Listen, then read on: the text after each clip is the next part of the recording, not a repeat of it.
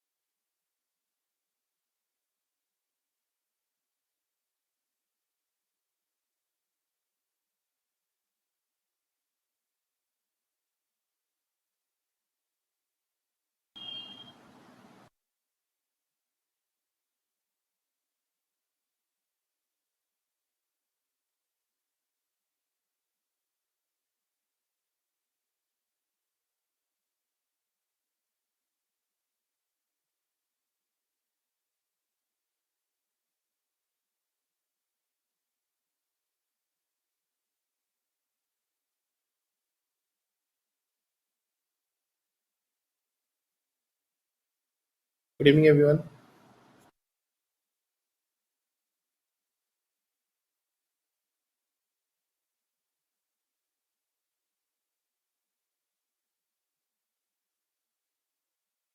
सब लोग एक बार अभी कैम ऑन करेंगे जल्दी जल्दी एवरीवन ऑन योर कैम.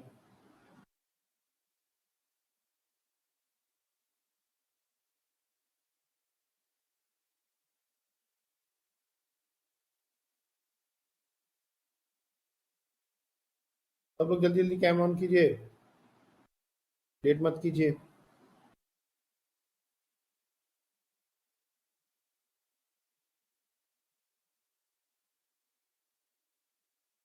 कितने लोग के कैम वर्किंग नहीं है? Raise your hands.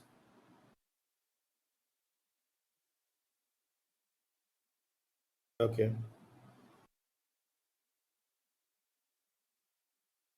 नीरल, हिड़ा और नचिकेत, ये दो लोग के कैम वर्किंग नहीं है. ओके. तनुश्री, बाकी लोग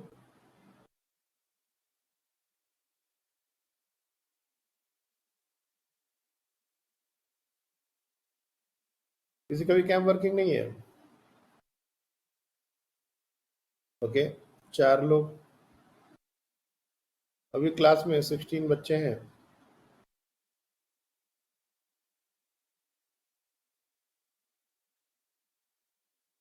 सर वो कहाँ से करना है? हम्म. स्टार्ट कहाँ से करना है कैमरा? नीचे जो ऑप्शन है उसी में कैम का ऑप्शन है, ऑडियो के बगल में ही होता है. सबके माइक का जहाँ पर ऑप्शन होता है उसी के बगल में तो कैम का ऑप्शन है. परमिशन मांग रहा वो. हाँ, तो उसको अलाउ करना पड़ेगा ना. एक बार फर्स्ट टाइम कैम ऑन करने के लिए उसको परमिशन अलाउ करना पड़ेगा. पर वहाँ अलाउ का ऑप्शन ही नहीं है. जैसे ऑडियो हम लोग अलाउ करते हैं, वैसे ही वीडियो के टाइम वो एक परमिशन मांगेगा सिलेक्ट करके उसमें जो भी कैम है, और उसको एक बार ओके एक्सेप्ट करना पड़ेगा, ऐसा कुछ है परमिशन। डेफिनेटली डिवाइसेस का परमिशन होना चाहिए, तभी वो कैम ऑन हो पाएगा।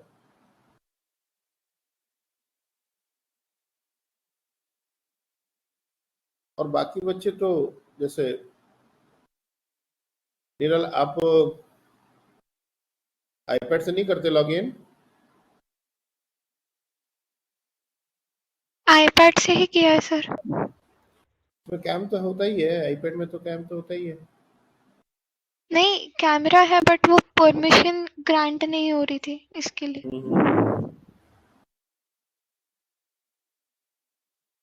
देखो ये डेली का बात होने वाला है। अभी 5 मिनट मैं सबको दे रहा हूँ, अभी कैम ऑन कीजिए सब लोग जिसके पास भी है, और जो भी परमिशन है वो परमिशन अभी ग्रांट करो, ताकि नेक्स्ट टाइम पर अपने को टाइम ना लगे। देखो व्रज ने किया, अपने को तो सामने कम से कम दिखे तो बंदा। श्रद्धा ने किया, गुड। स्टार्टिंग के जब हम ज्वाइन कर रहे हैं तो वीडियो के साथ ज्वाइन हो, ताकि हमको लगे कि कम से कम आप डिवाइस के सामने हो, बैठे हुए हो। क्लास ज्वाइन करके हम सो रहे हैं, बच्चे ऐसे ऐसे हमको बात सुनने में आए, बच्चे सो रहे हैं क्लास ज्वाइन करके। बाकी बच्चे भी जल्दी से अपना परमिशन जो भी है उसको कीजिए और कैम ऑन कीजिए। I mean this is not, एक बार जब मैं क्लास कंटिन्यू कर लूंगा तो ये सारे कैम आप बंद कर सकते हो, कोई बड़ी बात नहीं है, लेकिन कैम ऑन होना चाहिए, कम से कम दिखे तो कि आप लोग बैठे हुए पढ़ लें। ओके, गौरी ने भी किया। बाकी बच्चे जल्दी इतना टाइम मत लीजिए, मतलब this is wasting the time. हमको समझ नहीं आ रहा है, जब 3-4 बच्चों ने तुरंत अपना परमिशन वगैरह सेट कर लिया तो बाकी बच्चों में इतना टाइम क्यों लग रहा है? इतना भी डिफिकल्ट नहीं है, तुम लोग मॉडर्न जमाने के बच्चे हो। अरे यूजर इतने जल्दी कम हो कैसे हो रहे हैं? 17 लोग ज्वाइन किए थे, अचानक से अभी वो 14 पर आ गए।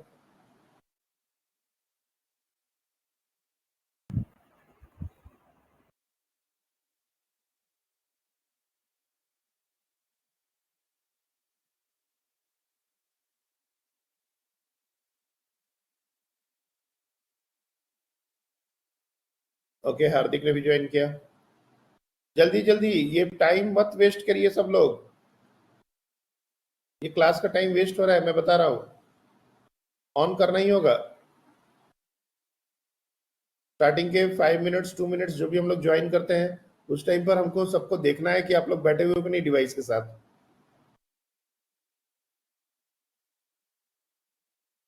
बढ़िया, पार्थ ने भी कर लिया।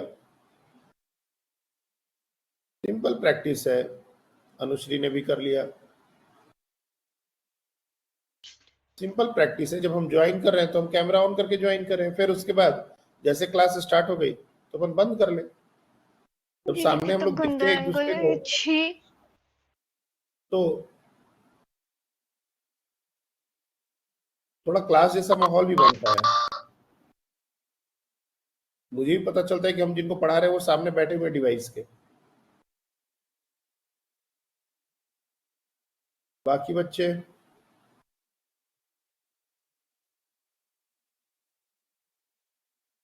बच्चे ही कम हो गए। ओके चलिए, कोई बात नहीं।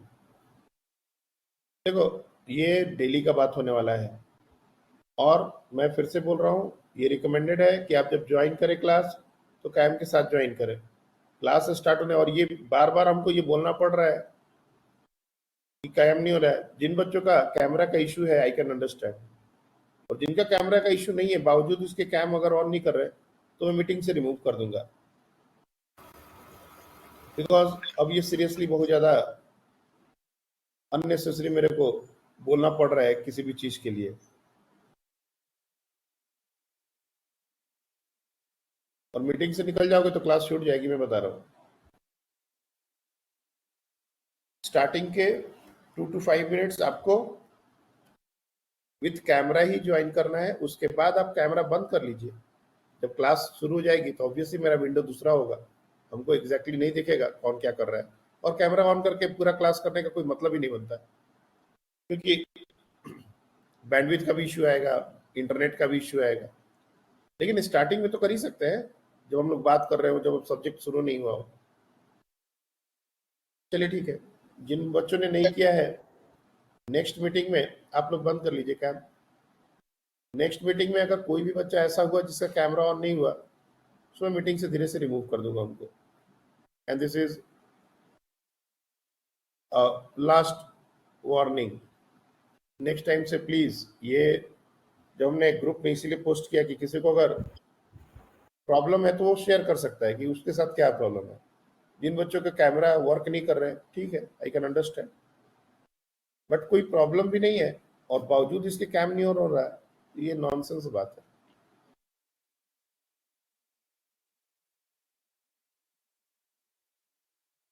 तो आज हम लोग नेक्स्ट चैप्टर स्टार्ट करने वाले हैं, इलेक्ट्रोमैग्नेटिक इंडक्शन। और इलेक्ट्रोमैग्नेटिक इंडक्शन में सबसे पहले हम लोग को मैग्नेटिक फ्लक्स के बारे में बात करनी पड़ेगी। Magnetic flux is very much similar to electric flux. अगर हम लोग इलेक्ट्रिक फ्लक्स को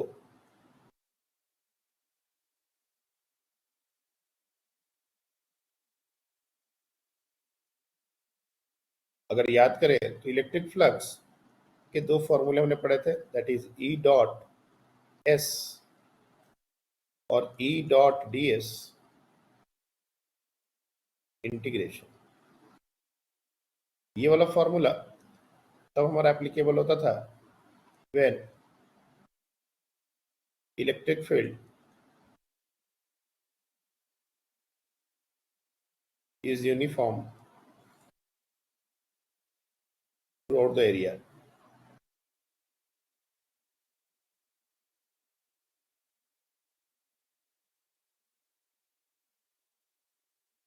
पूरे एरिया पर इलेक्ट्रिक फील्ड अगर यूनिफॉर्म है तो डायरेक्टली ई डॉट एस करना है। और ये वाला फॉर्मूला तब हम लोग यूज करते थे जब हमारा इलेक्ट्रिक फील्ड वेरिएबल है पूरे एरिया पर। If electric field is variable on entire area, जो भी एरिया जिस पर हमको फ्लक्स निकालना हो उस पर। और इसी में जो एक और फॉर्मूला जो गॉसेस लॉ में हम लोग यूज करते थे वो था दिस। तो ये जो इंटीग्रल था इसको बोलते थे सरफेस, क्लोज सरफेस इंटीग्रल।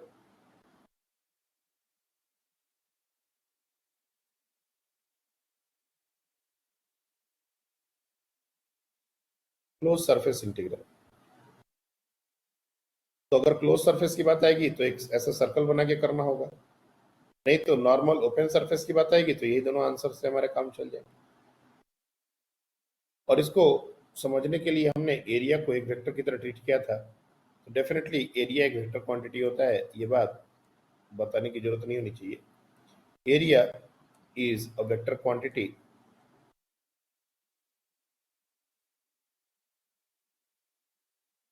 और एरिया का जो डायरेक्शन होता है, अगर हम ओपन एरिया की बात करें, सपोज ये हमारा एक ओपन एरिया है, तो इस एरिया का जो डायरेक्शन होगा या तो परपेंडिकुलर अपवर्ड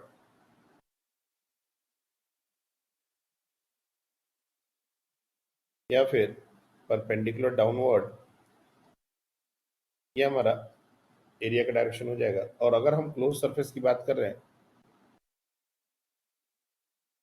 सपोज अगर ये कोई क्लोज सरफेस है तो एरिया वेक्टर हर पॉइंट पर normal to the surface outward, उस पॉइंट पर लोकल नॉर्मल हम ड्रॉ करेंगे और उसी के डायरेक्शन में हमारा एरिया वेक्टर होगा उस छोटे से पार्ट के लिए, छोटा सा एक टुकड़ा।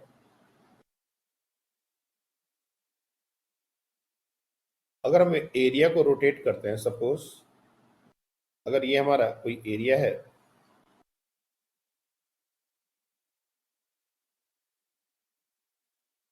और किसी भी कैलकुलेशन के लिए अगर हमने इस एरिया को इस एक्सिस के अबाउट रोटेट करना शुरू किया लाइक दिस, और हमने अपने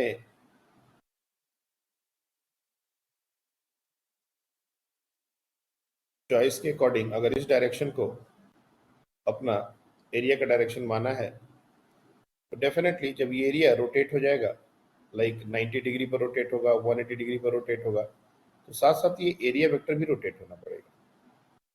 अगर ये एरिया वेक्टर रोटेट होकर कुछ इस तरह का शेप लेता है,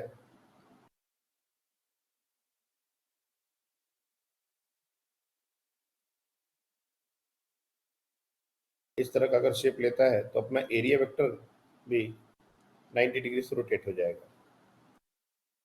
अगर ये एरिया वेक्टर रोटेट होके कुछ इस तरह का शेप लेता है,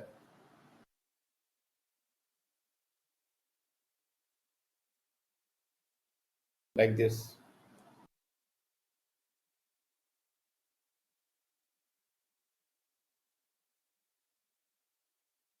वन 180 डिग्री का रोटेशन, तो हमारा एरिया वेक्टर अब नीचे की तरफ चला जाएगा। तो ये हमारा एरिया वेक्टर का डायरेक्शन भी जैसे जैसे एरिया को रोटेट करेंगे वैसे वैसे एरिया वेक्टर का डायरेक्शन चेंज होगा। ये आपको बहुत अच्छे से समझ में आना चाहिए। ऐसा नहीं है ये जो फर्स्ट सिचुएशन था और ये थर्ड सिचुएशन है, ये सेकंड सिचुएशन है, तो फर्स्ट और सेकंड में 90 डिग्री का तो एंगल समझ आता है, लेकिन फर्स्ट और थर्ड के बीच में जैसे ही प्लेन वापस से उसका ओरिएंटेशन लगभग सिमिलर जैसा हो गया तो यहाँ पर बच्चे फिर से अपवर्ड डायरेक्शन में लेते हैं। ये 180 डिग्री का रोटेशन अगर हमने दिया है तो 180 डिग्री के रोटेशन में हमारा एरिया वेक्टर भी 180 डिग्री से रोटेट होगा। सिमिलरली अगर हमने इसको फर्दर रोटेट किया 270 डिग्री से तो ऐसे हमारा एरिया वेक्टर भी रोटेट हो जाएगा। तो एरिया वेक्टर को रोटेट होना चाहिए, एरिया वेक्टर हमने जिस डायरेक्शन में लिया है वही डायरेक्शन में पूरे टाइम नहीं रहना चाहिए अगर हमारा एरिया रोटेट हो रहा है। दूसरी बात कि अपवर्ड और डाउनवर्ड दोनों डायरेक्शन भी हम ले सकते हैं, ऐसा कोई जरूरी नहीं है ओपन एरिया के लिए कि ऊपर वाला ही डायरेक्शन होगा नीचे वाला नहीं होगा। It's totally our choice. तीसरा, क्योंकि ये बातें बहुत पहले की जा चुकी है इसलिए मैं बहुत ज्यादा टाइम इन सब चीजों पर नहीं देना, मैं जस्ट रिवाइज करा दे रहा हूँ। अगर मान लेते हैं इस तरह का हमारा कोई एरिया है, वेट,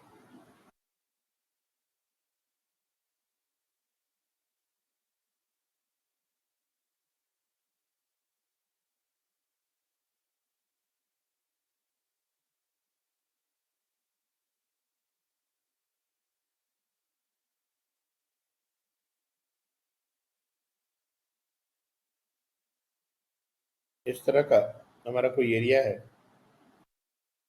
और कोई मैग्नेटिक फील्ड या फिर इलेक्ट्रिक फील्ड, उससे कोई फर्क नहीं पड़ता, that is something like this. इस तरह से हमारा एक इलेक्ट्रिक फील्ड या मैग्नेटिक फील्ड दिया गया है। अब यहाँ पर दो एंगल्स के बारे में बातें हो सकती हैं, एक ये एंगल और दूसरा ये एंगल। और ये 3 डायमेंशनल डायग्राम है। If you see from one side, like यहाँ से अगर देखें तो ये प्लेन हमको इस तरह से ना दिखे, सिर्फ एक लाइन की तरह दिखेगा और बिल्कुल प्लेन, सॉरी, ये जो प्लेन है बिल्कुल ऐसा दिखेगा, दिस इज द प्लेन। और जो इलेक्ट्रिक फील्ड दिखेगा इसके ऊपर, that will be like this. ये हमारा इलेक्ट्रिक फील्ड और मैग्नेटिक फील्ड दोनों में से कोई भी हो सकता है। अब एरिया वेक्टर हमारा ऊपर की तरफ है, तो दो एंगल के बारे में बातें हो सकती हैं। ये जो एंगल है, this is the angle made with the plane और एरिया। एरिया के साथ जो एंगल बना रहा है वो हमारा ये एंगल हुआ, और ये जो एंगल है इन दोनों में थीटा और 90 माइनस थीटा का रिलेशन है।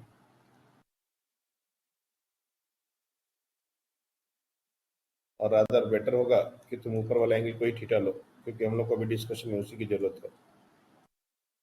ऊपर वाला एंगल को ही थीटा लो तो ये वाला एंगल 90 माइनस थीटा हो जाएगा। ये हमारा हो जाएगा एंगल बिटवीन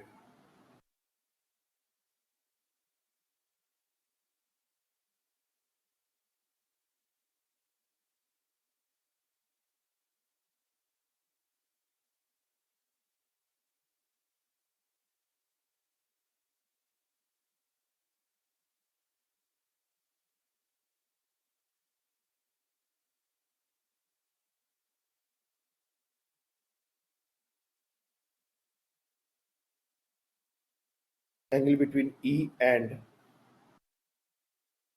एस और डेल्टा एस जो भी। अब यहाँ पर एक कंफ्यूजन का बात होता है, इलेक्ट्रिक फील्ड और एरिया वेक्टर के बीच का एंगल थीटा लेना चाहिए या 90 माइनस थीटा लेना चाहिए, क्योंकि जब हम फ्लक्स कैलकुलेशन करेंगे, जब भी हमने ई डॉट एस या ई डॉट डेल्टा एस जो भी लिखा है, उसमें ये एस इंटू कौन सा एंगल आएगा, तो याद रखना है कि हमेशा एरिया वेक्टर और इलेक्ट्रिक फील्ड के बीच का ही एंगल आता है। ये थीटा, यही थीटा है। लेकिन कभी कभी क्वेश्चन में इलेक्ट्रिक फील्ड को प्लेन के साथ इतना एंगल बना रहा है, ऐसा भी क्वेश्चन दिया जाता है। प्लेन, और जब प्लेन दिया गया हो तो इस एंगल को या तो 90 में से सब्ट्रैक्ट करना पड़ेगा, तब हम फ्लक्स निकालेंगे, और नहीं तो कंसीडर करेंगे कि ये वाला एंगल है, डायरेक्ट हम उस फॉर्मूला में उस एंगल को नहीं डाल देंगे। बहुत बार क्वेश्चन आता है कि magnetic field is making an angle 30 degree with the plane. अब 30 डिग्री विद द प्लेन का मतलब ये नहीं है कि E into s into cos 30 कर दिया जाए। 30 डिग्री वो प्लेन के साथ है, और जब हम एरिया वेक्टर का साथ उसका एंगल निकालेंगे तो 90 माइनस 30 करना पड़ेगा। तो इसलिए अपने को क्वेश्चन को बहुत केयरफुली पढ़ना है। क्वेश्चन में इस बात पर थोड़ा कंफ्यूजन हो सकता है, तो बहुत केयरफुली चेक करना है कि ये एरिया वेक्टर के साथ बोला है या प्लेन एरिया के साथ बोला है। प्लेन के साथ अगर इतना एंगल बना रहा है तब तो डेफिनेटली वो जो हमने एंगल,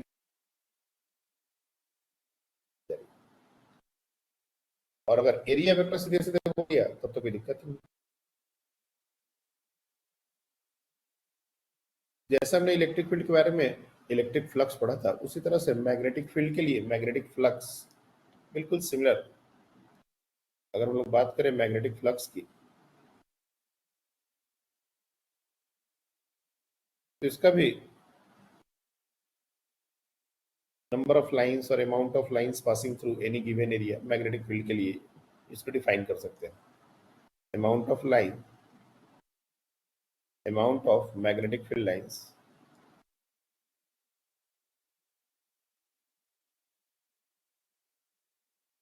passing through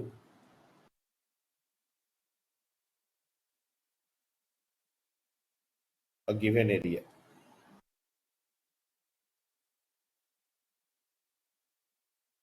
और penetrating through, ये वर्ड जो है penetrating through, उसके अंदर से जो पास करेंगी वही लेना है हमको। तो फ्लक्स में ऑलरेडी हमने बहुत सारी बातें गॉसेस लॉ में की हुई हैं, इसलिए उसमें ज्यादा दिक्कत नहीं। फॉर्मूला का जहां तक बात है तो phi can be again written as B dot S, अगर यूनिफॉर्म रहा तो फॉर यूनिफॉर्म मैग्नेटिक फील्ड।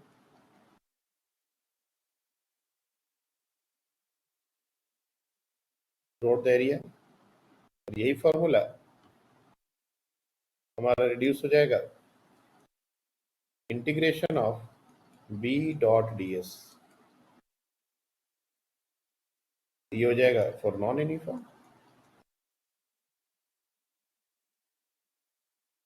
और जितने भी नॉन यूनिफॉर्म मैग्नेटिक फील्ड के बारे में बात कर रहे हैं, ये non uniform with respect to space. ये दोनों जो यूनिफॉर्म या नॉन यूनिफॉर्म ये जो बातें हो रही हैं, ये विथ रिस्पेक्ट टू स्पेस। इसका मतलब क्या हुआ, जगह के अनुसार एरी मैग्नेटिक फील्ड चेंज कर रहा है। मैग्नेटिक फील्ड टाइम के साथ भी चेंज होता है, लेकिन फ्लक्स निकालने में हम लोग ये जो B dot D S use कर रहे हैं, ये तब हम यूज करते हैं जब स्पेस के साथ मैग्नेटिक फील्ड चेंज हो रहा होता है। इस बात को हम लोग बहुत अच्छे से समझेंगे जैसे जैसे डिस्कशन आगे बढ़ेगा। कि डॉट प्रोडक्ट है तो डेफिनेटली स्केलर क्वांटिटी होगा, जो ऐसा यूनिट होता है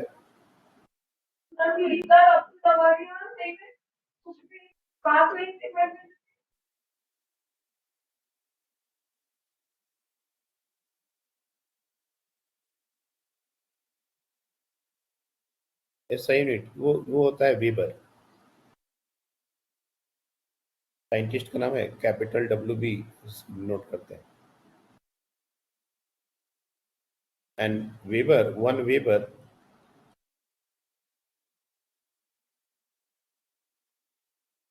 is equals to 1 tesla metre square. इसीलिए कभी कभी टेस्ला को वेबर पर मीटर स्क्वायर, और इसी को बोलते हैं फ्लक्स डेंसिटी।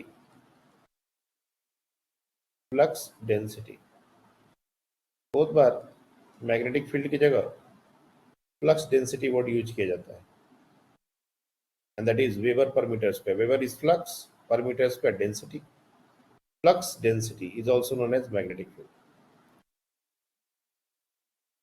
इसका एक सीजीएस यूनिट भी है, बहुत बार इसे क्वेश्चन पूछा गया है, उसको बोलते हैं मैक्सवेल। ये भी साइंटिस्ट का नाम है। 1 weber is equals to 10 to the power 8 Maxwell. या तो हम इसको ऐसे याद कर लें, नहीं तो इसका डायमेंशन से भी एसआई से सीजीएस में कन्वर्ट करके चेक कर सकते हैं। और एक मैग्नेटिक फील्ड का सीजीएस यूनिट था, पता नहीं हमको याद नहीं पड़ रहा, हमने दिया नहीं। CGS unit of magnetic field ये होता था गॉस।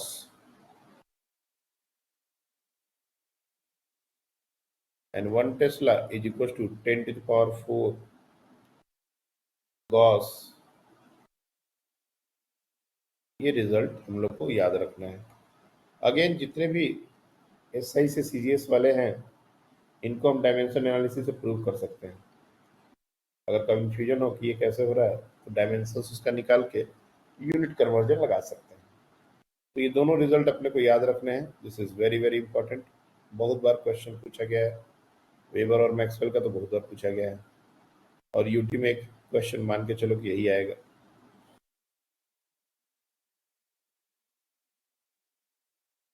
अब बात आती है कि फ्लक्स, हमने रिकॉल कर लिया अच्छे से कि फ्लक्स क्या होता है। अब कुछ एग्जाम्पल हम लोग फ्लक्स के ले लें। जैसे इन a region of a space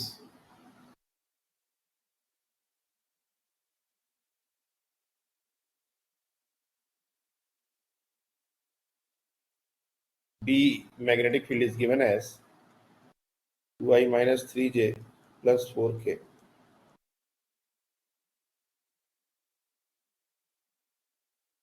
Find the flux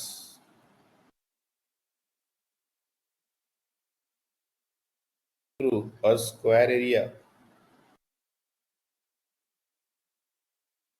of side length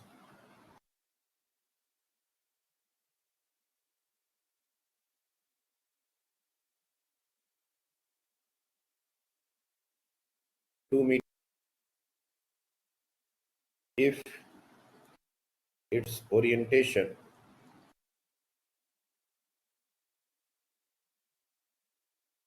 is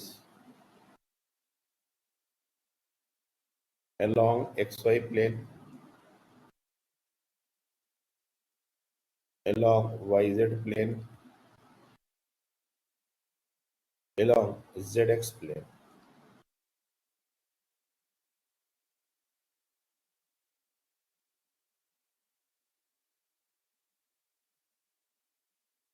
और इसमें एक चौथा क्वेश्चन, बहुत सारे बनाए जा सकते हैं, हमको चीजें देखनी आनी चाहिए। जैसे एक सिचुएशन में यहाँ ड्रॉ कर रहा हूँ,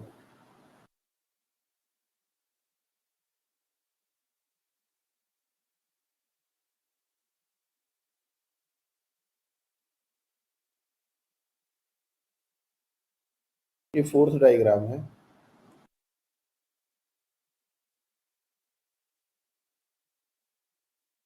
फोर्थ में जो ओरिएंटेशन है वो कैसा है? This is our x axis, this is our y-axis, and let's say this is our z-axis. Orientation of that area is something like this.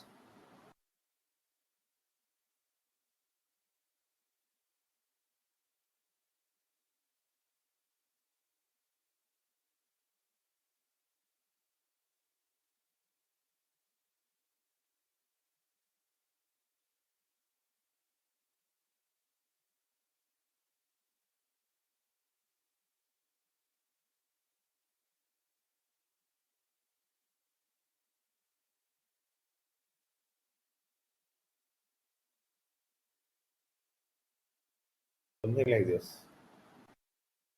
ये हमारा वो एरिया है. Now this is not in xy plane, this is not in yz plane. किसी भी plane के along नहीं है, ये खुद ही एक प्लेन है और इसका हमको एंगल की जरूरत पड़ेगी. We can take this angle as let's say 30 degree. 30 degree इसको ले सकते हैं. ये जनरल एंगल तुम चाहो तो थीटा भी ले सकते हो. It's perfectly fine. And we are talking about this area.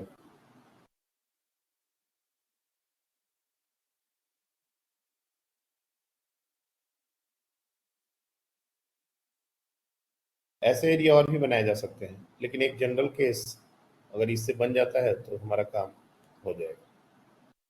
चलिए चारों केस के लिए आंसर बताइए. एंड डेफिनेटली ये जो मैग्नेटिक फील्ड है ये टेस्ला में है.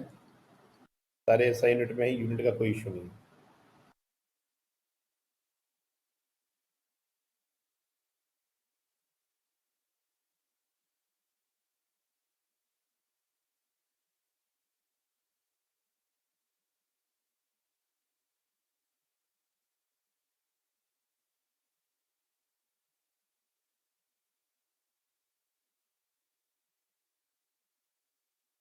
कितने लोगों ने कर लिया?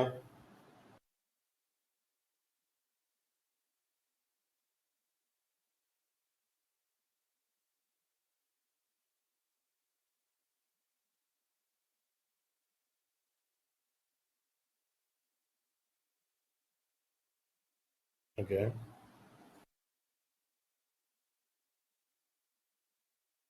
तो 5 बच्चों ने अभी तक हैंड रेज किया है. ये कुछ नया नहीं है और पहले 3 तो सबके लिए आंसर आने ही चाहिए थे. पहला 3 तो हमने कराया हुआ है. इलेक्ट्रिक फील्ड के केस में एकदम सेम क्वेश्चन, सिर्फ बी की जगह ही लिखा हुआ है. Everything is almost similar. हाँ, ये जो लास्ट वाला है ये थोड़ा सा डिफिकल्ट हो सकता है, बट इसके लिए भी कैसे इसको डील करना है ये हमने आपको बताया था. और यहाँ पर हम लोग को फाइंड द फ्लक्स. यहाँ पर फ्लक्स का सिर्फ मैग्नीट्यूड चाहिए, क्योंकि फ्लक्स पॉजिटिव और नेगेटिव दोनों हो सकते हैं. वो डिपेंड करता है कि हमने कौन सा डायरेक्शन अपने एरिया का चूज किया है. क्योंकि we are talking about open area, तो ओपन एरिया में दोनों डायरेक्शन लिए जा सकते हैं. इनकमिंग आउटगोइंग हम लोग डिसाइड नहीं कर सकते. इसलिए बेटर होगा कि हम लोग मैग्नीट्यूड लिखें ताकि आंसर सारे पॉजिटिव है. नेगेटिव आंसर का फिर कोई मतलब नहीं बनेगा, क्योंकि फिर हमको बताना पड़ेगा कि हमने इस डायरेक्शन को अपना पॉजिटिव लिया है. तो फर्स्ट का आंसर, चलो पार्थ आप बताओ फर्स्ट का answer. 16 weber. 16 weber. Okay. Second, ये आंसर कौन बताएगा? चलो श्रद्धा आप बताइए.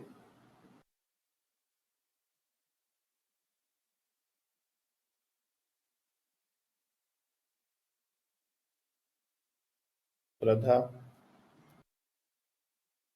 अच्छा, फिर से अच्छा आंसर आपने लिख दिया होगा, टाइप कर दीजिए आंसर फिर.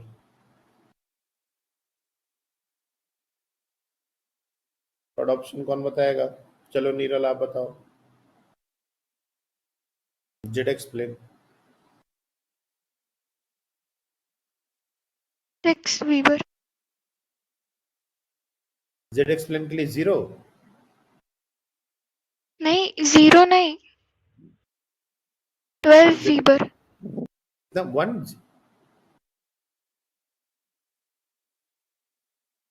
जेड एक्स प्लेन के लिए फ्लक्स कितना बन रहा है?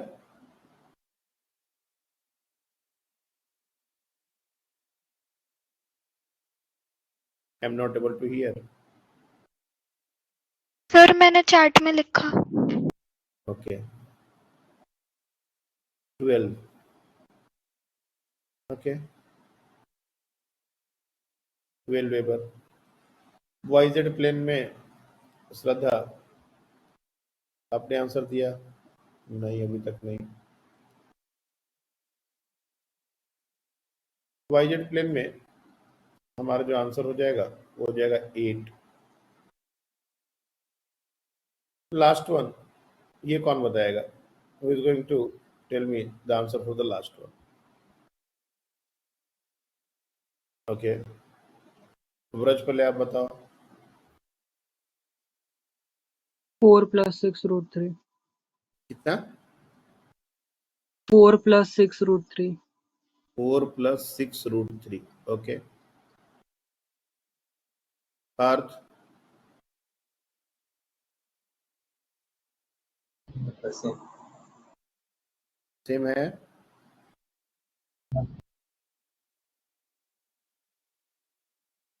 क्या है आंसर?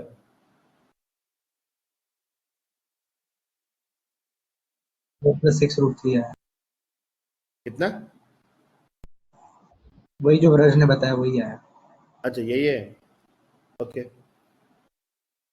तो X Y plane, Y Z plane और जेड एक्स प्लेन, इसमें फ्लक्स निकालना कोई बड़ी बात नहीं है.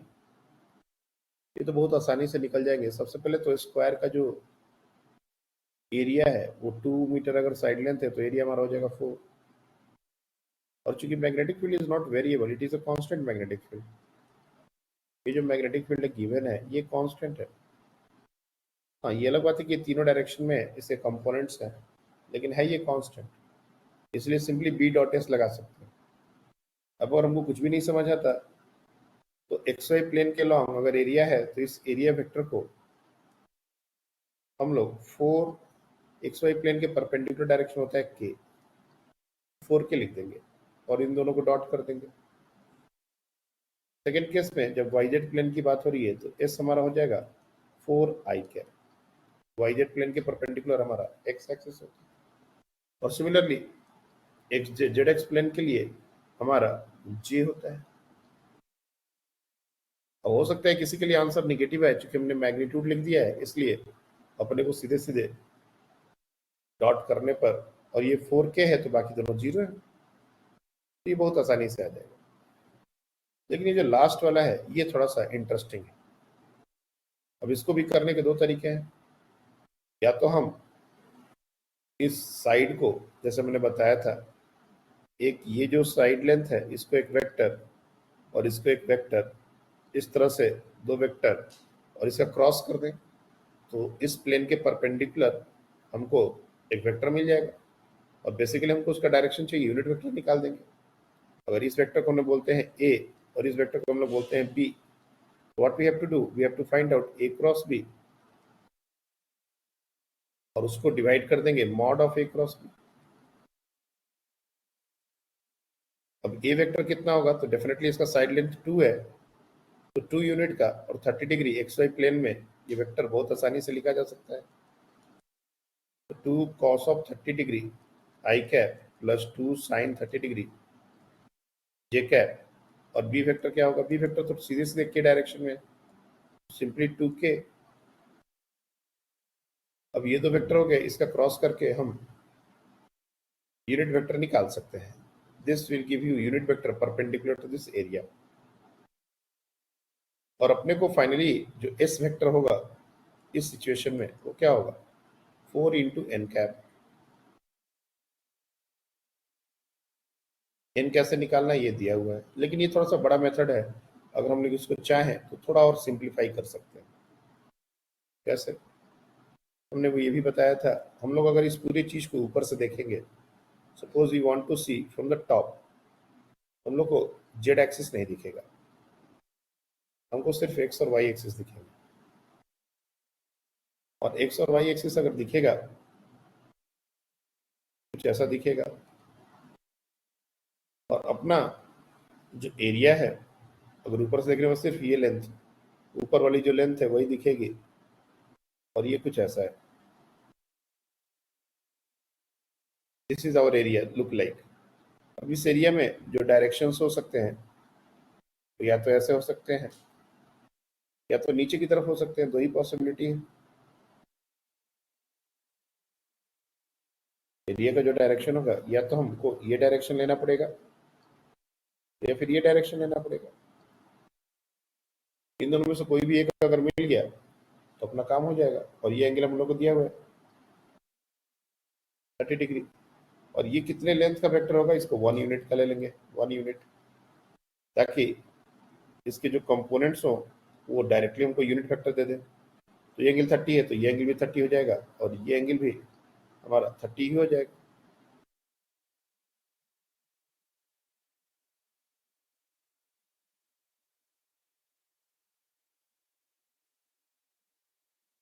ये एंगल हमारा 30 डिग्री हो जाएगा। तो 1 cos 30 डिग्री ये हमारा y है और ये हमारा x है। तो डायरेक्टली अगर यूनिट वेक्टर निकालना हो तो ये हो जाएगा 1 cos of 30 degree j cap plus 1 sin of 30 degree minus i cap. इसको सीधे सीधे लिख सकते हैं √3/2 j cap minus 1/2 i cap.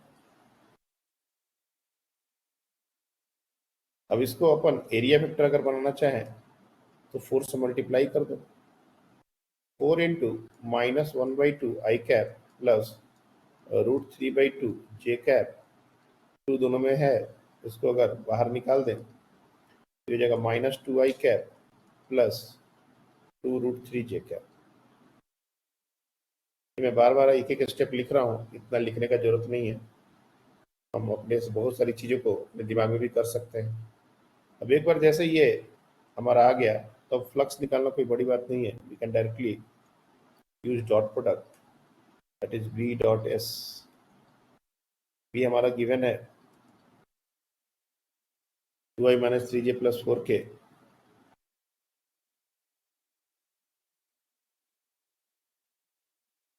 और एरिया वेक्टर हमको यहाँ से मिल रहा है -2i कैप प्लस 2√3 जे कैप, के है ही नहीं तो 0 की लिख सकते हैं। अब इन दोनों को मल्टीप्लाई करेंगे तो -2 2 4 माइनस सॉरी, और ये मल्टीप्लाई होगा तो 2√3 ये हो जाएगा -6√3। लेकिन हमने चूंकि मैग्नीट्यूड निकालने बोला था तो ये हो जाएगा 4 + 6√3, दैट इज इन वेबर। बिल्कुल सही आंसर। तो डिपेंड करता है कि हम लोग किस तरीके से ज़्यादा कंफर्टेबल हैं, क्योंकि ये तरीका हमने आपको टॉर्क निकालने में, मैग्नेटिक मोमेंट निकालने के दौरान बताया था कि अगर इस तरह का लूप कभी ओरिएंटेड हो तो अपने को एरिया वेक्टर कैसे निकालना है। उस समय भी ये चीज़ आई थी, दोबारा ये चीज़ आ रही है। और अगर हमने ये डायग्राम इमेजिन कर लिया तो बहुत आसानी से हम यूनिट वेक्टर लिख देंगे, हमको इतना क्रॉस प्रोडक्ट और वो सब करने का जरूरत नहीं है। हाँ, लेकिन अगर कभी भी कोई ऐसा वेक्टर आ जाए, कोई ऐसा एरिया आ जाए जिसमें अपने को एरिया वेक्टर पता ही नहीं चल रहा कि कैसे निकालें, जैसे कभी कभी एक क्वेश्चन आता था, आया हुआ है इंजीनियरिंग में, कि अपना जो एरिया है वो कुछ ऐसा है,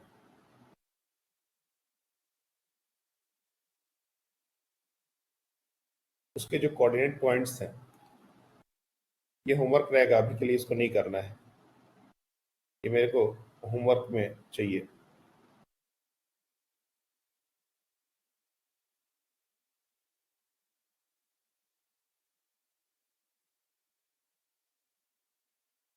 इस पर हम लोग थोड़ा सा अपना ओरिएंटेशन चेंज करते हैं, नहीं तो एरिया बहुत अच्छे से दिखेगा नहीं। तो मैं इसको x ले लेता हूँ, इसको y ले लेता हूँ और ये हमारा z हो जाएगा। सबसे पहले तो जब भी हम x y z लेते हैं तो अपने को एक बार चेक कर लेना है क्या हम ले भी सकते हैं या नहीं। तो i क्रॉस j k अगर सेटिस्फाई हो रहा है तो डेफिनेटली ले सकते हैं। अब मान लेते हैं कि यहाँ पर कोई एक पॉइंट हमने ले लिया x एक्सिस पर, लेट्स से दैट इज 2,0,0 और a,0,0। जनरल अगर स्टेटमेंट लो तो a,0,0। बी पॉइंट पर बी पर हमने कोई एक पॉइंट लिया और ये हो जाएगा 0,b,0 और सी पर हमने एक पॉइंट ले लिया दैट इज 0,0, और इन तीनों को ज्वाइन कर दिया तो एक ट्रायंगल फॉर्म होगा।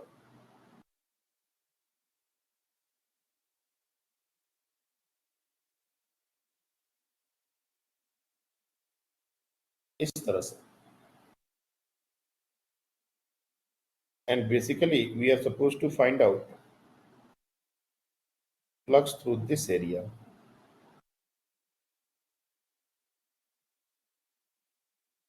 ये एरिया समझ आ रहा है?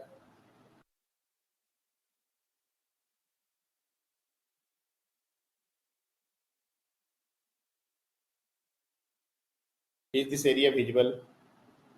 सबको समझ आ रहा है कि ये कौन सा एरिया है? ये एक ट्रायंगुलर एरिया है जिसका साइड लेंथ हम लोग को निकालना पड़ सकता है, और वो निकाल सकते हैं, कोई बड़ी बात नहीं है। We can easily do that.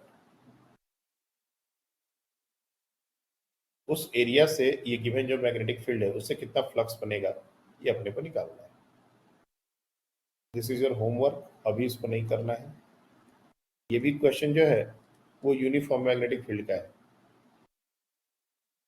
अगर तुमको जनरल आंसर नहीं निकालना तो तुम चाहो तो ए को कुछ देर के लिए 2, बी को 3, सी को 4, रैंडम कोई भी डेटा लेके निकाल सकते हैं। तीनों को बराबर ले लोगे तो चीजें थोड़ी आसान हो जाएंगी, लेकिन तीनों को बराबर लेने से वो एक पर्टिकुलर सिनेरियो होगा। अगर इस तरीके से सॉल्व कर लोगे एबीसी तो ये एक जनरल केस बनेगा। कौन कौन बच्चे लेट ज्वाइन किए हैं आज, थोड़ा हैंड रेस करें तो। कि जब हम कैमरा ऑन करवा रहे थे तो उस समय सिर्फ 12-13 बच्चे थे, अभी 18 दिख रहे हैं। कौन कौन लोग लेट ज्वाइन किए हैं, रेज योर हैंड्स।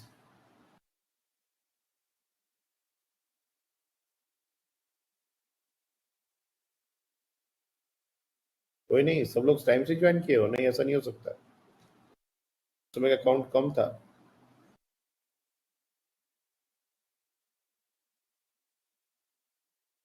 एक स्टूडेंट फिर से गायब। बहुत ज्यादा एबनॉर्मलिटी हो रही है क्लासेस में, अब मैं दिख रहा हूँ।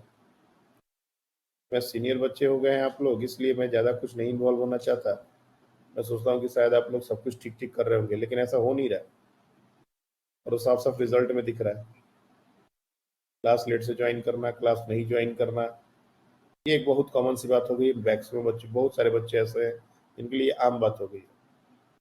कभी भी ज्वाइन करेंगे, कभी भी लीव कर देंगे, और वजह बहुत सिंपल, सर नेटवर्क इशू। मुझे ये नहीं समझ आता कि ये जो बाकी बच्चे जो बिल्कुल फर्स्ट सेकंड से ज्वाइन करते हैं और लास्ट सेकंड तक ज्वाइन रहते हैं, इनको कभी नेटवर्क इशू क्यों नहीं आता। एक आध दिन नेटवर्क इशू तो मेरा भी हो सकता है, लेकिन इसका ये मतलब थोड़ी ना कि हर बार हम लेट ही ज्वाइन कर रहे हैं। रेत की तरह समय धीरे धीरे निकलता जा रहा है, और मेरे बोलने का अब कोई ज्यादा फर्क पड़ने वाला है नहीं। हम किस्मत की लकीर को तो नहीं बदल सकते।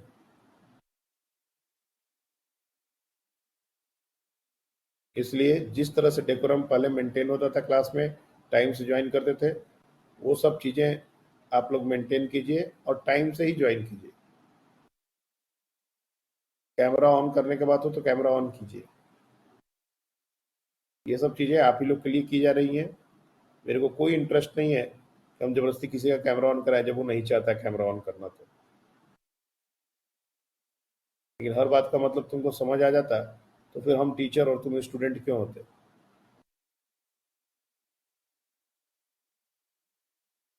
बीच बीच में जो बच्चे ज्वाइन करते हैं, कोशिश करें कि ये बिल्कुल, हाँ बोलो इसमें फील्ड क्या है? क्या। मैग्नेटिक फील्ड क्या मानना है? मैग्नेटिक फील्ड वही वाला क्वेश्चन है मैग्नेटिक फील्ड वही ले लो, 2i minus 3j plus 4k। Magnetic field तो कोई भी एक रैंडम हम लोग ले सकते हैं, 2i minus 3j plus 4k, ऐसा कोई भी एक रैंडम मैग्नेटिक फील्ड आ सकता है। चाहो तो इसको भी A1 A2 A3 या कुछ ऐसा टर्म्स दे सकते हो, लेकिन मैं चाहता हूँ थोड़ा सा डेटा के साथ करोगे तो फील आएगा, बस और कुछ। नाउ अभी जो क्वेश्चन हमने जितने किए उसमें फ्लक्स में जो through out the area magnetic field uniform था, बट हर बार ऐसा होगा ये जरूरी नहीं है। जैसे एक एग्जांपल देखते हैं, मान लेते हैं कि हमारे पास एक infinite current carrying wire, very long wire carrying a current I, और इससे कुछ डिस्टेंस पर एक रेक्टेंगुलर लूप है।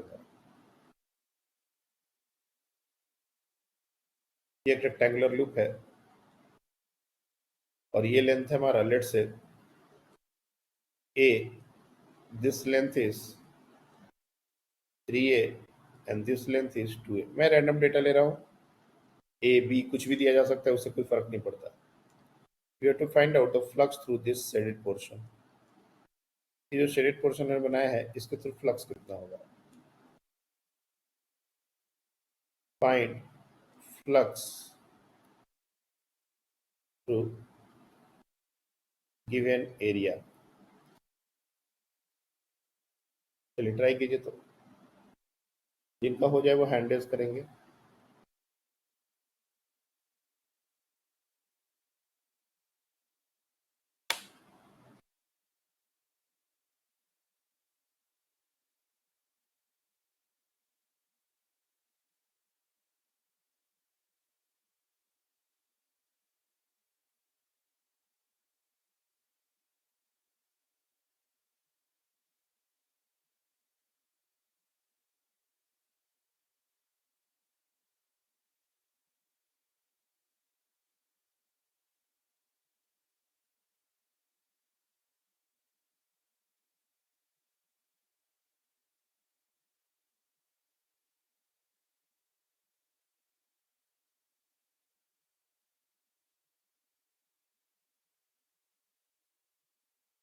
ओके, एक बच्चे ने हैंड रेज किया है, बाकी लोग भी ट्राई करें।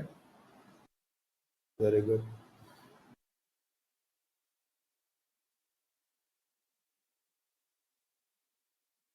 ओके,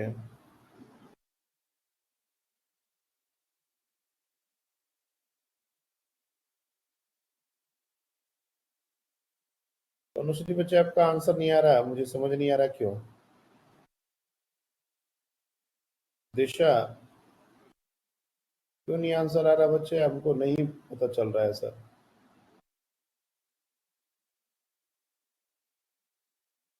ये चीजें रिपीट हो रही हैं। Flux is not a new thing to us. Flux तो अपने को करना ही पड़ेगा, फ्लक्स तो पहले भी किया हुआ है। गॉसेस लॉ में तो इतना सारा एग्जांपल हमने किया था।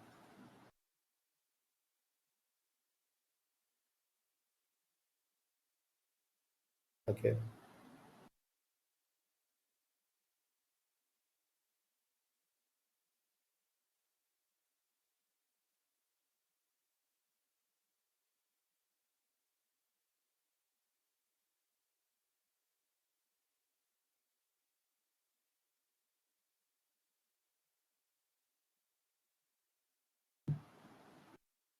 ओके, फिर दे बताइए क्या आंसर है आप इस केस का।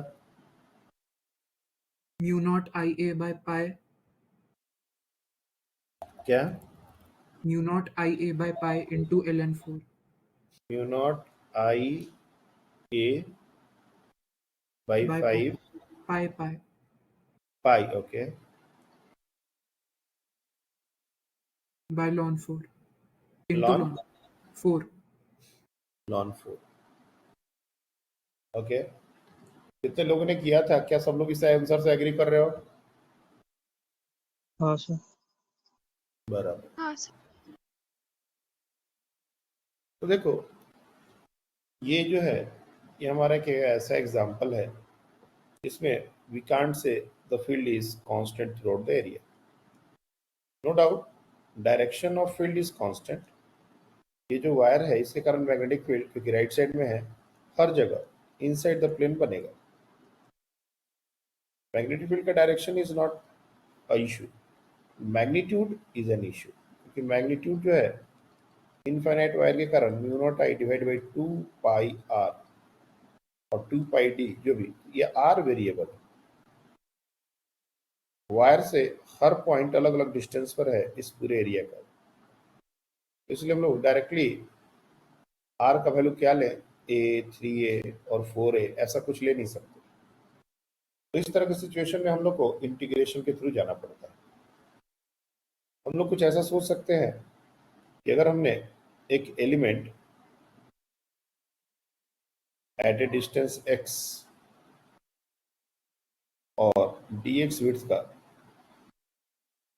एक ऐसा एलिमेंट ले लिया,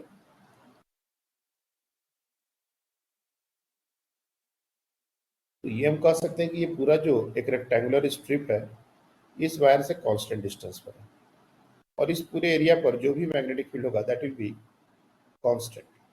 अगर x डिस्टेंस पर है तो मैग्नेटिक फील्ड हो जाएगा mu naught I by 2 pi x। तो B at the elemental strip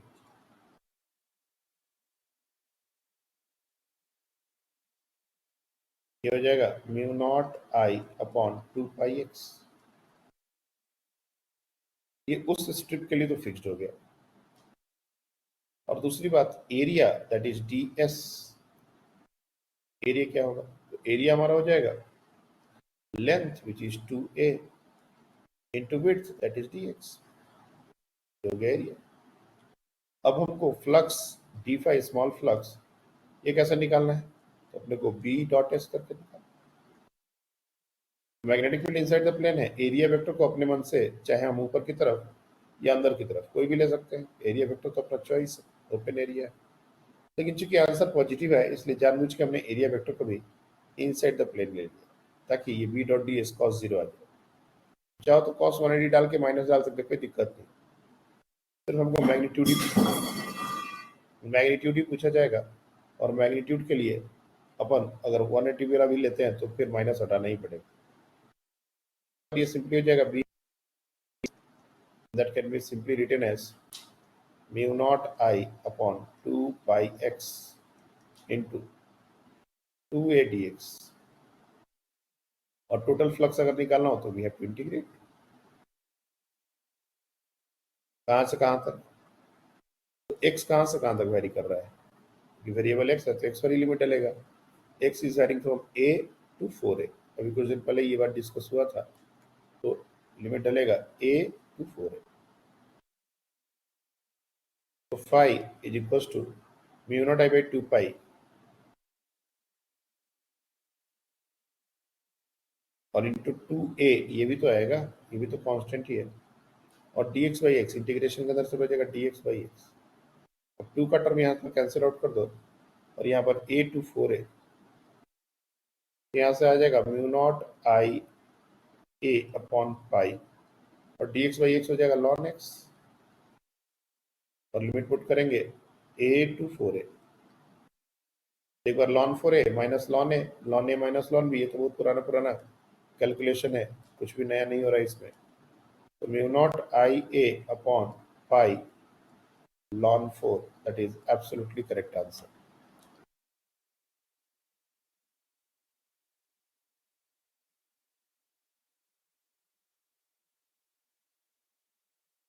जिन लोगों ने इस क्वेश्चन को कर लिया था,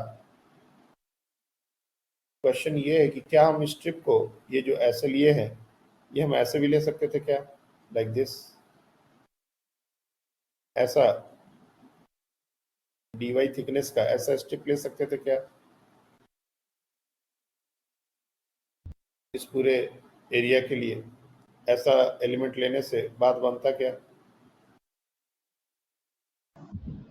नहीं। नहीं, उसमें हर पॉइंट पे फिर भी नहीं। मैग्नेटिक फील्ड अलग हो जाता था स्टेप के हर पॉइंट पे। भी एक एलिमेंट ही है, वो भी एक एलिमेंट ही है, तो ऐसा नहीं है कि हम लोग एलिमेंट को एम ही ले रहे हैं, हम लोग जानबूझ के एलिमेंट को वैसा ले रहे हैं ताकि उस पूरे एरिया पर मैग्नेटिक फील्ड यूनिफॉर्म हो। ऐसा नहीं है कि एक स्क्वायर एरिया के लिए इस तरह का एलिमेंट लिया नहीं जा सकता, जैसे हमने d y length as a d y thickness का एरिया ले सकते हैं, लेकिन हमारा पर्पस सॉल्व नहीं होगा। इस पूरे एरिया पर भी मैग्नेटिक फील्ड वेरिएबल है, कोई मतलब ही नहीं बनता इसको इस तरह से लेने का। इसलिए एरिया को हमने जानबूझ के बिल्कुल ऐसे लिया है ताकि अपना पर्पस सॉल्व हो।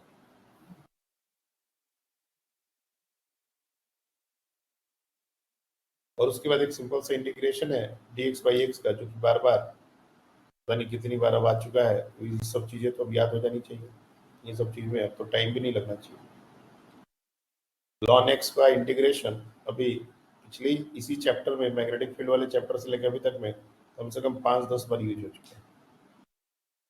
तो इंटीग्रेशन अब आम बात हो जानी चाहिए। इंटीग्रेशन से किसी को डाउट नहीं होना चाहिए कि इंटीग्रेशन क्यों कर रहे हैं, इंटीग्रेशन का वैल्यू क्या होगा, लिमिट क्या होंगे। ये सब चीज़ें 11 से ही रिपीट हो रही हैं, और अब ये समय आ गया है कि अब हम लोग इंटीग्रेशन के बारे में सोच सकें, इंटीग्रेशन के लिमिट के बारे में सोच सकें, और इंटीग्रेशन का फॉर्मूला भी हमको याद हो गया। कुछ भी अब ऐसा नहीं है कि सर अब तो भूल गए हैं, बहुत दिन हो गया, ऐसा तो नॉनसेंस बात होगा। तो इसके बाद इंटीग्रेशन का बहुत ज़रूरत है। डिफरेंशिएशन इंटीग्रेशन फिर से बहुत ज़रूरी हम लोग का काम आने वाला है। अगर मान लो यही जो हमारा वायर है ये एज इट इज रहे,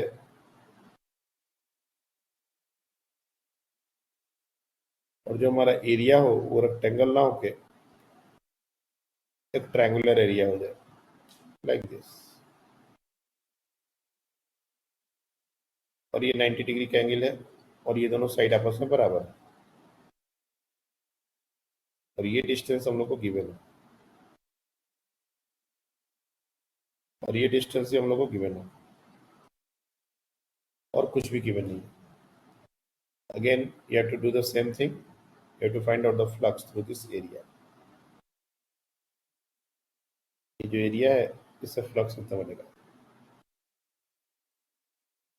find magnetic flux through given area.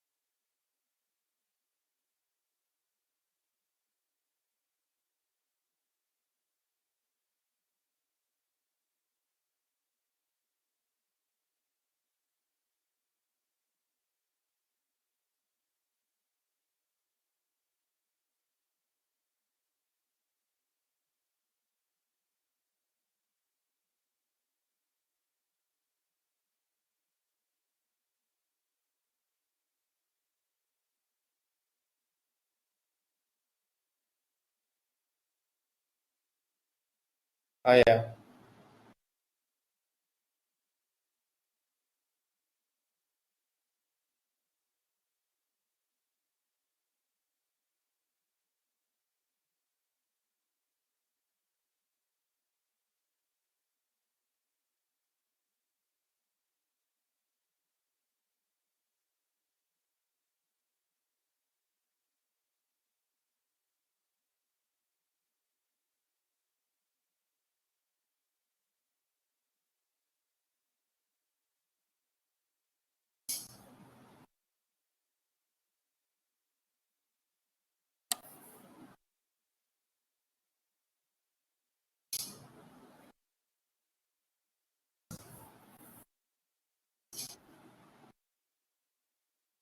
Okay,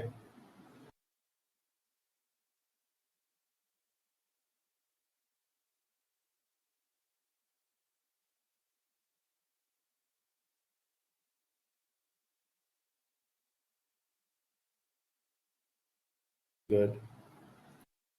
next आप लोग का यूटी कब है पीटीए में? 24। 24। हाँ, और उसमें कहाँ तक आ रहा है?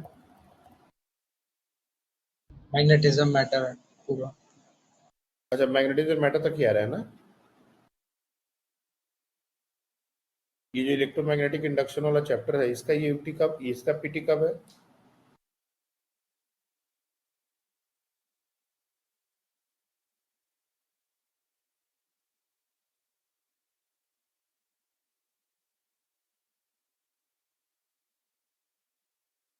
पंद्रह दिन के बाद होगा।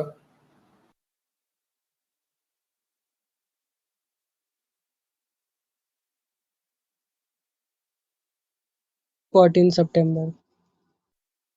14 सितंबर कब तक हो जाना चाहिए?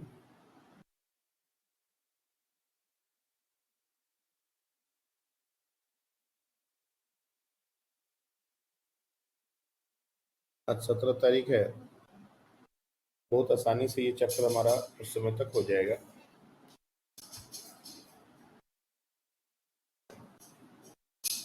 और जो बच्चे अभी तक चीज़ों को लाइटली ले रहे हैं लास्ट चैप्टर के अकॉर्डिंग, ये बहुत सीरियस हो जाए, ये चैप्टर अपने लिए बहुत इंपॉर्टेंट है।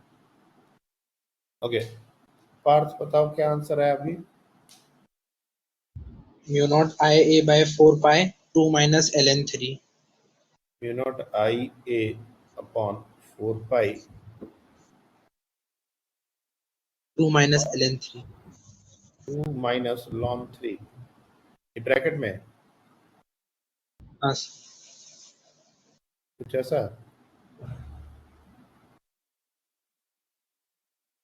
सूरज, यही आ रहा है? ऐसा ही है, बस नीचे 4 नहीं आया।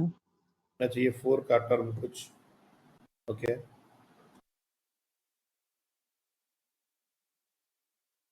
Let's see, anyone else?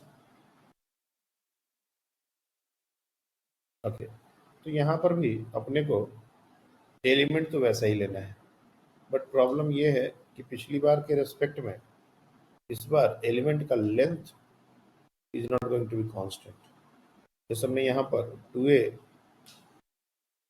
Into D x किया था, 2a लेंथ कांस्टेंट था, लेकिन यहाँ पर हमारा जो स्ट्रिप है, अगर उसमें हम कोई एलिमेंट लेते हैं, सपोज x डिस्टेंस पर हम डी एक्स विड्थ का कोई एक एलिमेंट लेते हैं, तो यहाँ पर जो स्ट्रिप बनेगा और ये स्ट्रिप जब यहाँ आएगा,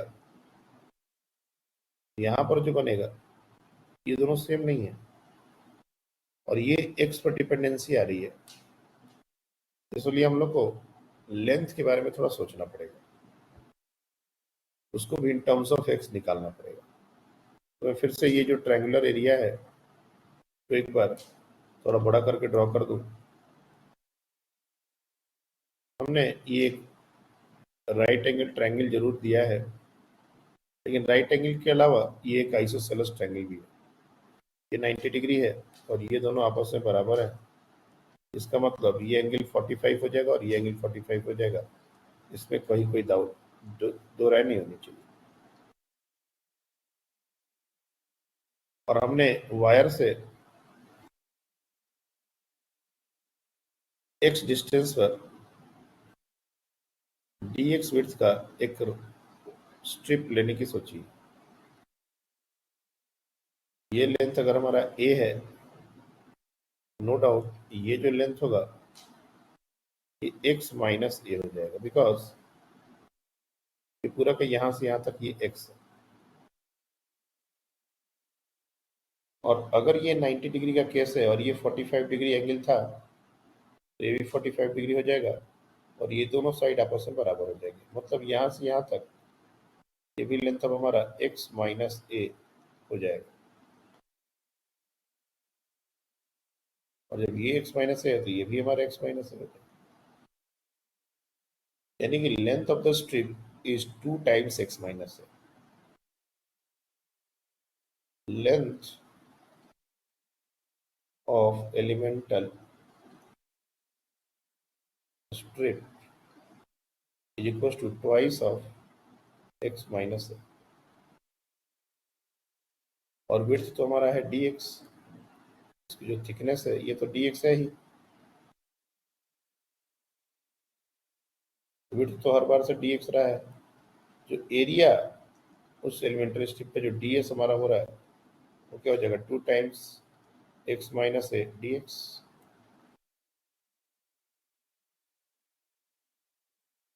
और मैग्नेटिक फील्ड h डिस्टेंस पर ये बताने की जरूरत नहीं है, ये हमारा होता है mu naught I divide by 2 pi x, एक स्ट्रेट वायर से x डिस्टेंस और मैग्नेटिक फील्ड का एक्सप्रेशन।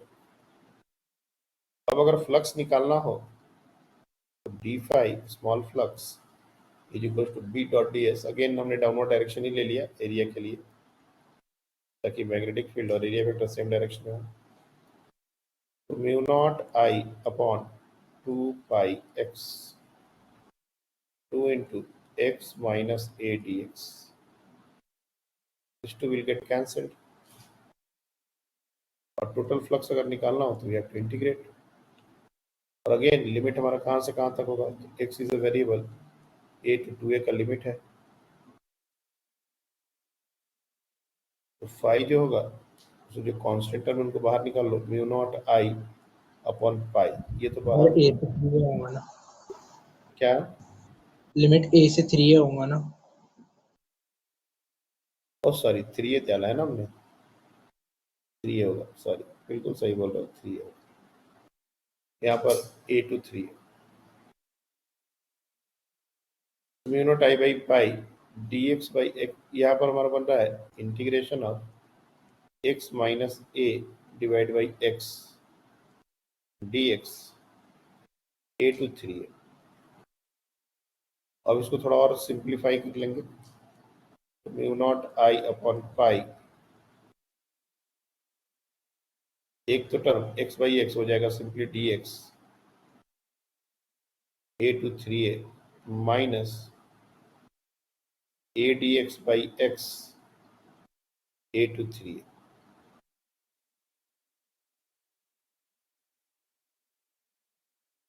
अब mu naught I upon pi D X का integration X simply 3a minus A ऐसा लिख सकते हैं, माइनस ए कांस्टेंट है, ए हो जाएगा लॉन एक्स, और लिमिट यहाँ पर पुट कर देंगे a टू 3 है, ये लॉन 3 हो जाएगा, और यहाँ पर 2a हो जाएगा, मतलब mu naught I upon pi 2a minus A lawn 3। इसको थोड़ा और सिंप्लीफाई करना चाहें तो ए को बाहर निकाल लेंगे, mu naught I A upon pi 2 minus lawn 3।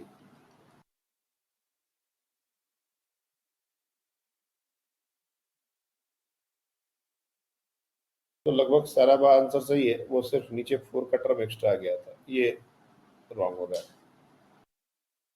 सूरज आपका आंसर सही था, बिल्कुल very good. Mu naught I A by pi 2 minus lawn 3। अब यहाँ पर काम को थोड़ा और कॉम्प्लेक्स किया हमने, पिछली बार हमारा length of the strip constant था, लेकिन इस बार हमने लेंथ ऑफ द स्ट्रिप को ही वेरिएबल कर दिया, वो भी एक्स पर डिपेंडेंसी आ गई। तो ये एक मैक्सिमम लिमिट का क्वेश्चन है, मेडिकल में इससे ज़्यादा डिफिकल्ट नहीं पूछेंगे, वैसे इंजीनियरिंग में इससे भी ज़्यादा डिफिकल्ट क्वेश्चन बनने की पूरी पूरी पॉसिबिलिटी है। क्लास में एक बच्ची बैठी हुई है, इसलिए मैं उसके लिए क्वेश्चन, बाकी लोग को नहीं करना, सिर्फ उसके लिए बता दे रहा हूँ। अगर हमारा ये एक सर्कुलर एरिया हुआ,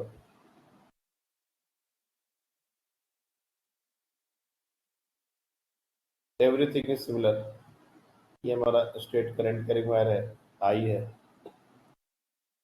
और हमारा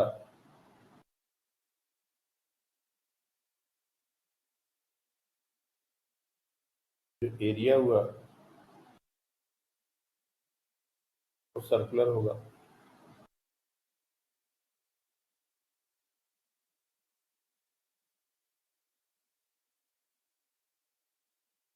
और क्रेडेंशियल्स कुछ भी दिए जा सकते हैं, like this is equals to R, और ये रेडियस भी हमारा आर ही है। इससे फ्लक्स कितना होगा, and this is mathematically complex question. इस क्वेश्चन में और ये वाला जो क्वेश्चन है इसमें कोई फर्क नहीं है, और ये भी क्वेश्चन में कोई फर्क नहीं है। पहला क्वेश्चन, दूसरा क्वेश्चन और ये तीसरा question, every question is similar, but mathematical complexity इसमें ज़्यादा है।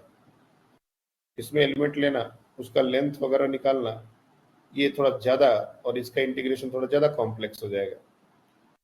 अभी हमने सिर्फ ट्रायंगल किया तो देख रहे हो पिछली बार से हमारा काम थोड़ा बढ़ गया। पिछली बार काम बहुत आसान था, इस बार काम थोड़ा बढ़ा, और अगर इसको सर्कुलर एरिया कर देंगे तो काम और बढ़ जाएगा। तो ये वाला क्वेश्चन है प्योर इंजीनियरिंग। जो बच्चे ट्राई करना चाहें वो ट्राई कर सकते हैं, वैसे मैं इसको कराऊंगा नहीं क्लास में। यू कैन थिंक ऑफ कैसे लेना चाहिए, एलिमेंट कैसे लेना चाहिए, वो बिल्कुल कॉन्सेप्ट वही है।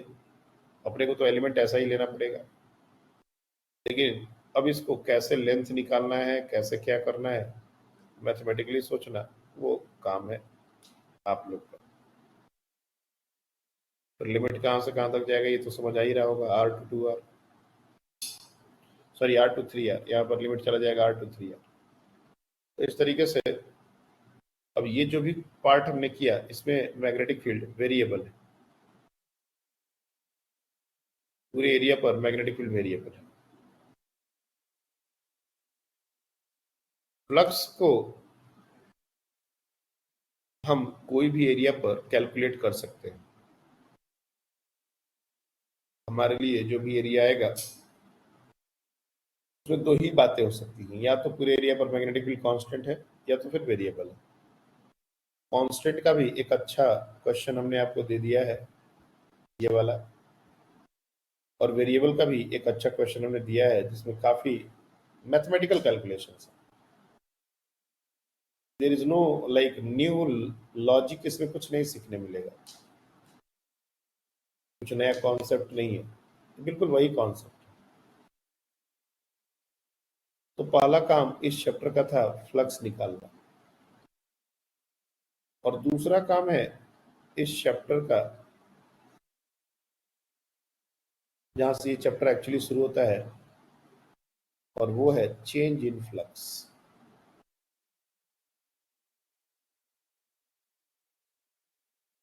और rate of change of flux.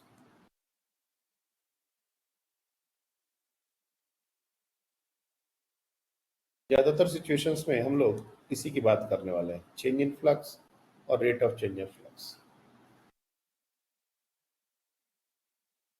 क्या है change in flux? Change in flux is nothing but delta phi से इसको डिनोट करेंगे, और ये हमारा हो जाएगा phi final minus phi initial. Vector quantity तो है नहीं, इसलिए हम लोग इसको वेक्टर साइन नहीं देंगे, लेकिन प्लस माइनस का भी केयर करना पड़ेगा। Final flux minus initial flux, जैसे मैंने एक एग्जांपल बताया था, अगर कोई एरिया है इस तरह का, और इसको हमने रोटेट करके 180 डिग्री के बाद इसको अगर इस तरह से प्लेस कर दिया, यहाँ पर एरिया वेक्टर ऊपर की तरफ था और यहाँ पर एरिया वेक्टर नीचे की तरफ है। ऑब्वियस सी बात है, अगर मैग्नेटिक फील्ड हमारा ऊपर की तरफ हो या नीचे की तरफ हो, कोई भी एक डायरेक्शन में हम एज्यूम कर लें, let's say we assume that the magnetic field is also in upper direction like this, पूरे रीजन में मैग्नेटिक फील्ड ऊपर की तरफ है। तो यहाँ पर इनिशियल फ्लक्स जो होगा, मैग्नेटिक फील्ड और एरिया वेक्टर सेम डायरेक्शन में, तो ये पॉजिटिव हो जाएगा। लेकिन फाइनल फ्लक्स जो होगा वो मैग्नेटिक फील्ड और एरिया वेक्टर अपोजिट डायरेक्शन में है, तो नेगेटिव हो जाएगा। जब माइनस करेंगे तो basically they are going to add, यहाँ पर जीरो नहीं हो सकता। ये चीज अपने को ध्यान रखनी है। भले ये स्केलर सब्ट्रैक्शन है, लेकिन प्लस माइनस का केयर करना पड़ेगा। तो ये होता है चेंज इन फ्लक्स।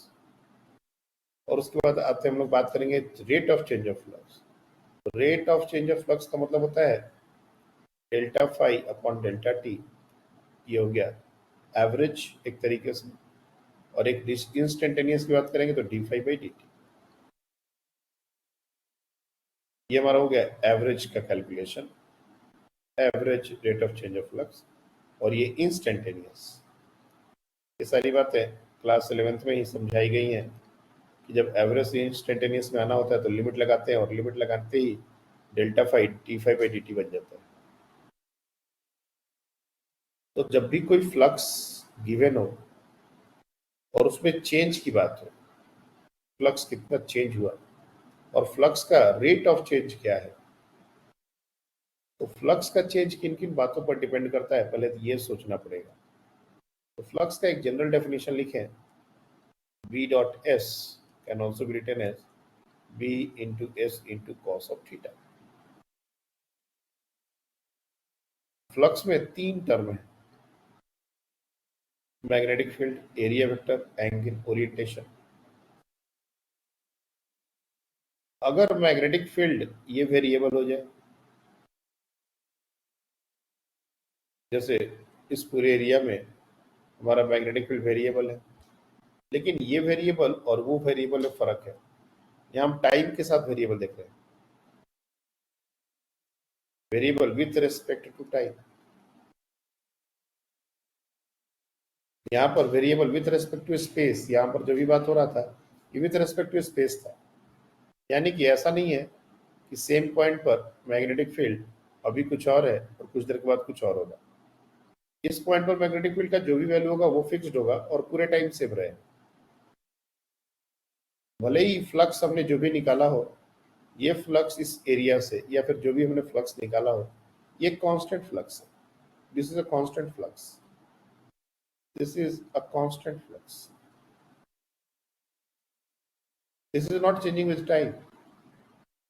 अगर हम लोग करंट को as a function of time ले लें, तो जो भी हमने करंट लिया है, एक पॉसिबिलिटी है किसको as a function of time लिया जा सकता है। करंट इंक्रीज कर रहा है, करंट डिक्रीज कर रहा है, तब जाके हमारा जो मैग्नेटिक फील्ड होगा उस पूरे एरिया पर स्पेस के साथ ही वेरी करेगा और टाइम के साथ ही वेरी करेगा। तो मैं क्या बोल रहा हूँ कि फ्लक्स का चेंज अगर हो और मैग्नेटिक फील्ड टाइम वेरिएबल हो, टाइम के साथ चेंज हो रहा है, तो भी फ्लक्स वेरिएबल हो जाएगा। थीटा, ओरिएंटेशन चेंज हो रहा है, orientation is changing with time, और ये सबसे आसानी से इसको किया जा सकता है रोटेट करके। अगर एक एरिया को रोटेट कर दिया जाए, ओरिएंटेशन को लगातार चेंज किया जा सकता है। और ये एस एरिया कैसे वेरिएबल हो सकता है टाइम के साथ, that is also possible. For example, एक सिचुएशन ऐसा ले सकते हैं कि इसके लेफ्ट में magnetic field inside the plane है और इसके राइट में मैग्नेटिक फील्ड है ही नहीं, और एक लूप और एक एरिया कुछ इस तरह से बाहर की तरफ या अंदर की तरफ आ रहा है। ऐसा एक सिचुएशन अगर हमने सिनेरियो क्रिएट कर दिया, तो फ्लक्स सिर्फ जितना पोर्शन अंदर है उतने से ही बनेगा, ये बाहर जो एरिया इससे फ्लक्स तो बनेगा नहीं। और यहाँ पर टाइम के साथ अगर ये कुछ भी वेलोसिटी से मूव कर रहा है अंदर या बाहर, तो टाइम के साथ the area is variable, magnetic field constant है, ओरिएंटेशन कांस्टेंट है, एरिया वेरिएबल हो गया, तो एरिया में ऑल्सो वेरी, ये भी वेरिएबल हो सकता है। या फिर पूरे रीजन में मैग्नेटिक फील्ड है और एक वायर फ्रेम है तो कुछ इस तरह के शेप का है, और हम लोग उसको इधर से और इधर से खींच के और इसको कुछ इस तरह के पोजीशन में लेके आ रहे हैं, तो धीरे धीरे धीरे ये कोलैप्स हो जाएगा और एरिया टाइम के साथ चेंज हो जाएगा, फाइनली एरिया जीरो हो जाएगा, area enclose by the loop zero. तो तीनों को इंडिविजुअली चेंज किया जा सकता है टाइम के साथ, तीनों को कंबाइंड वे में चेंज किया जा सकता है, किसी दो को चेंज किया जा सकता है, पॉसिबिलिटीज आर इनफाइनाइट। मतलब फ्लक्स को चेंज करने के हमारे पास बहुत सारे तरीके हैं। हाँ, ये जरूर है कि सबसे आसान तरीका रोटेशन होता है। किसी भी कॉइल, किसी भी एरिया को रोटेट कर देना मैग्नेटिक फील्ड के अंदर, सबसे आसान तरीका है। तो जनरली मैक्सिमम सिचुएशंस में रियल लाइफ में हम लोग को जनरेटर वगैरह में देखने को मिलता है। लेकिन ऐसा नहीं है कि सिर्फ यही पॉसिबिलिटी है, और भी बहुत सारी पॉसिबिलिटी है। मैग्नेटिक फील्ड भी वेरिएबल हो सकता है, एरिया भी वेरिएबल हो सकता है।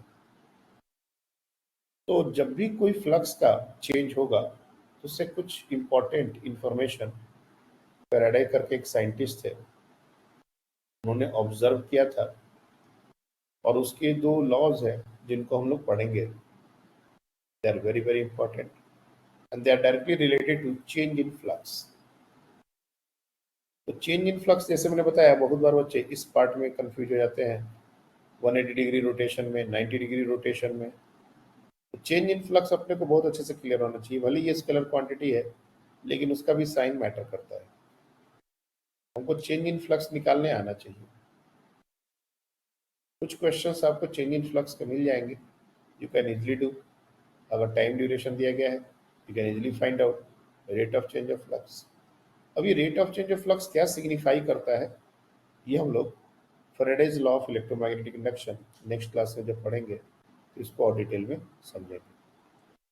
तो आज हम लोग ने फ्लक्स, उसके कैलकुलेशन के यूनिट्स, वापस से एक बार जो हमने फ्लक्स बहुत पहले पढ़ा था उसको रिकॉल किया। और ये बहुत इंपॉर्टेंट है, क्योंकि इसके बाद की कहानी तभी समझ में आएगी जब हम फ्लक्स में बिल्कुल कंफर्टेबल हो जाए। तो कंप्लीट कीजिए। नेक्स्ट क्लास आपकी सैटरडे को है मॉर्निंग में, उसमें हम लोग इससे आगे कंटिन्यू करेंगे। That's all for today. और आप लोग का पीटी कितने तारीख को बताया था? 14 सितंबर। नहीं, मैग्नेटिज्म मैटर वाला पीटी 24। 24। तो ऐसा कर लो कि आप लोग 17 है, 23 को तुम लोग का टेस्ट होगा, और ये प्रोबेबली ऑफलाइन नहीं होगा, ऑनलाइन होगा। 23 वेंसडे है, ऑफलाइन आपका होगा 30th को। रक्षाबंधन है ना, तो उस दिन होगा। 23 को आपका ऑनलाइन टेस्ट होगा, and that will be totally based on magnetism matter and magnetic effect of current. इन दोनों पर एक पेपर हमने ऑलरेडी बना दिया है, तो इस पर हम टेस्ट 23rd को रखेंगे, और वो टेस्ट ऑनलाइन होगा। मैं यहाँ पर लिख देता हूँ ताकि याद रहे।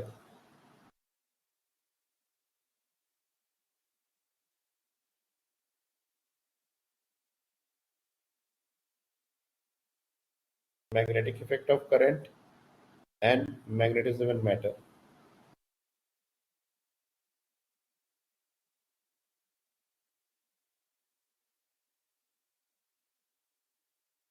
(23 of August).